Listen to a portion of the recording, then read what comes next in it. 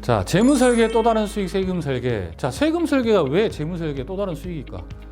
자, 수익을 가져다 준다는 이야기예요, 세금이. 예를 들어서 100을 벌었는데 세금을 50이 나가면 50밖에 수익이 안 되잖아요. 근데 이게 만약에 비과세 형태로 50이 추가적으로 내가 세금 내지 않아도 된다면 이게 엄청난 수익으로 다가올 수 있다는 겁니다. 그래서 특히나 이 세금은 자산가분들에게 더 큰 메리트가 있는 거죠. 왜냐? 그 규모 절대 금액이 크기 때문에 세금만 줄여도 그 금액 자체가 굉장히 크거든요. 그래서 이런 세금 설계는 직장인부터 해서 자산가에 이르기까지 굉장히 필요한 전략이다라고 말씀을 드리는 거고요. 자, 학습 목표로는 우리가 세금 설계가 왜 중요한지 이유에 대해서 한번 알아보고요. 또한 이 세금 설계를 어떻게 준비하고 계획해야 되는지 반드시 알아보도록 하겠습니다. 자, 투자 설계와 세금 설계를 비교를 한번 해보겠습니다. 자, 투자 설계는 수익률에 한계가 있겠죠, 어느 정도. 그리고 하이 리스크, 하이 리턴. 수익률 높이면 높일수록 리스크는 커지는 구조죠. 자, 그리고 비과세 상품 이런 게 또 한정이 되어 있죠. 투자 상품 중에서는. 하지만 이제 세금 설계 같은 경우에는 절세하면 그 수익이 굉장히 좀 크다. 그리고 통상적으로 이제 자산가분들 같은 경우에는 뭐 2%만 해도 그 절대 금액 자체가 굉장히 크기 때문에 금액 자체가 굉장히 커지는 효과가 있고요. 장기적일수록 절세 효과가 매우 크다. 그렇죠? 지금부터 출규적을 잘 짜면 세금이 굉장히 크게 절세가 될 수 있는데 뭐 닥쳐서 뭐 하려면 세금의 어떤 절세 금액도 좀 줄어드는 효과가 있습니다. 그래서 세금은 미리미리 설계를 해두면 그 절세 효과가 굉장히 극대화될 수 있다는 거 꼭 말씀을 드리겠습니다. 자, 종합소득세 절세 전략도 굉장히 여러분들 필요한데요. 소득공제, 세액공제 차이는 아시죠? 소득공제는 소득이 많은 분에게 유리하고요. 세액공제는 소득이 적은 분한테 유리할 수 있습니다. 따라서 맞벌이 부부 같은 경우에는 소득이 큰 분들, 그런 분들은 소득공제를 가시는 게 맞고, 세액공제는 소득이 작은 분한테 일정 부분 전략을 짜주시면 굉장히 효용성이 있다. 그리고 이제 두 번째, 퇴직금과 IRP 활용해 세금을 줄이고요. ISA도 비과세가 되는 부분도 있으니까 그것도 좀 잘 활용했으면 좋겠고요. 자, 세 번째로 비과세 상품, 그다음 ISA 활용하는 거 여러분 꼭 아셔야 된다. 그다음에 사업 규모가 커지면 법인으로 전환해서 법인 같은 경우는 유용성이 굉장히 높습니다. 즉 주식으로 모든 걸 평가하기 때문에 굉장히 상법상의 절차만 잘 준수하면 절세할 수 있는 방법도 굉장히 많이 있거든요.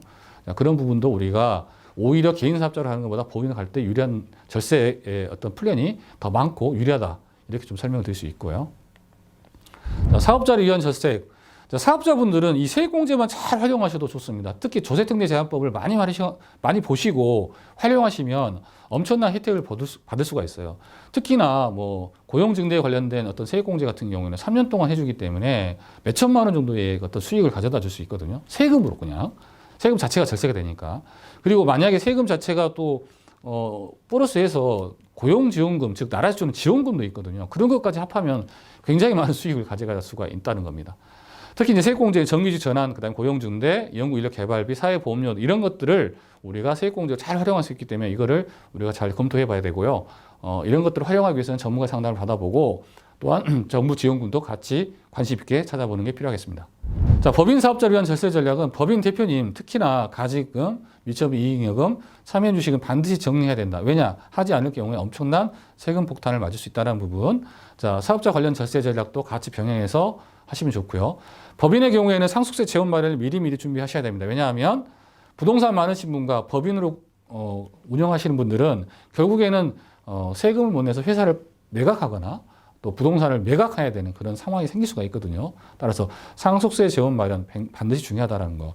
그다음에 경영정기보험을 잘 활용하셔서 이런 것들을 절세 차원으로 또한 나중에 퇴직금 마련으로 또 상속세 재원으로 여러 가지 보장과 혜택을 받을 수 있는 그런 상품도 가입하시는 게 좋다. 이렇게 말씀드리겠습니다. 자, 양도소득세 절세 전략. 한 해 중복 양도하는 것은 피해야 된다. 즉 양도소득세가 분류과세이긴 하지만 한 해에 파는 건 다 합쳐지기 때문에 당연히 올해 팔고 다음 연도에 파는 게 좋겠죠. 자, 양도 차익이 큰 경우에는 당연히 배우자 증여공제를 활용해서 우회공제를 하면 좋죠. 즉 배우자 공제는 6억까지는 증여세가 없기 때문에 이걸 활용하시게 되면 취득가가 낮아지게 되고 나중에 다시 매각했을 때 양도세도 줄어드는 효과가 있다. 물론 5년 후에 해야 되겠죠. 토지 같은 경우에 그렇습니다. 자, 그다음에 세 번째, 2주택 이상을 보유하고 있다면 양도 차익이 가장 큰 주택을 마지막에 양도해야 당연히 비과세가 되겠죠. 자, 1세대 2주택 요건에 맞춰 양도 가능할 경우에 그 요건에 맞춰 양도해야 된다. 네, 일시적 2주택도 마찬가지죠. 네, 그런 부분 잘 판단해서 하셔야 되고요. 자, 예전에는 이제 우리가 주택을 한 채를 팔고 한 채가 있으면 그 한 채가 1세대 2주택에 해당이 되면 바로 비과세에 해당이 됐는데 이제는 팔고 나서 2년 후에 또 팔아야 됩니다. 그래서 세법이 자꾸 바뀌니까 이런 부분도 잘 주의해서 여러분들이 보셔야 될 것 같습니다. 자, 상속세 및 증여세 절세 전략. 자, 첫 번째 추정 상속 재산. 추정 상속 재산은 1년 이내 2억, 2년 이내 5억까지는 상속 재산을 보지 않기 때문에 이런 부분을 각 재산 종류별로 혜택을 주고 있기 때문에 잘 활용할 필요가 있다. 그다음에 보유 기간이 오래된 부동산은 상속 재산을 넘겨라. 왜?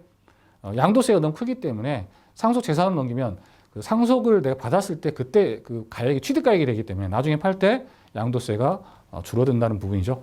자, 그다음에 저평가된 재산을 증여해라. 이건 당연한 이야기죠. 왜냐하면 올라가지도 않을 그런 재산은 증여할 필요가 없죠. 그래서 내가 지금 증여했을 때 나중에 굉장히 많이 오를 것 같은 그런 자산을 증여하는 게 맞다. 자, 네 번째, 가능하면 합산 기간이 10년 이내 이전에 증여를 해라. 그래서 10년 단위로 항상 증여 편례는 이루어지고 있다는 부분. 상속 재산이 10억 원 이하인 경우에는 사전 증여를 하면 안 된다. 즉 상속세는 10억 원이 넘어갈 때부터 세금이 발생되기 때문에 지금 미리 증여해가지고 증여세를 낼 필요가 없다는 거죠. 자, 여섯 번째, 배우자 상속 공제액은 최고 30억 원까지 가능하다. 무조건 30억이 아니고 법정 상속분 한도 30억 원까지 가능하므로 이를 적극 활용하게 되면 상속세를 많이 줄 수 있다는 부분이고요. 자, 손자, 손녀에게 직접 상속하는 방법, 증여하는 방법, 즉 세대 생략, 할증, 증여, 할증은 됩니다만은 세대 생략할 경우에 증여세와 상속세를 할증을 해서 부과를 하지만 내가 또 내고 그 다음 세대가 내고 이런 이중적인 어떤 그런 세금을 낼 필요가 없다는 부분이 장점이라는 거죠. 자, 그다음에 가업승계 관련된 거 잘 활용하자. 요거 굉장히 중요하죠. 자, 핵심을 정리해 보면 투자 설계로 얻어진 이익 또 그 이상으로 세금이 나오기 때문에 이 세금만 줄여줘도 큰 수익으로 가져다 줄 수 있다. 그래서 세금 설계를 통해서 우리가 전략을 잘 세울 필요가 있다 이렇게 말씀드리겠습니다. 감사합니다.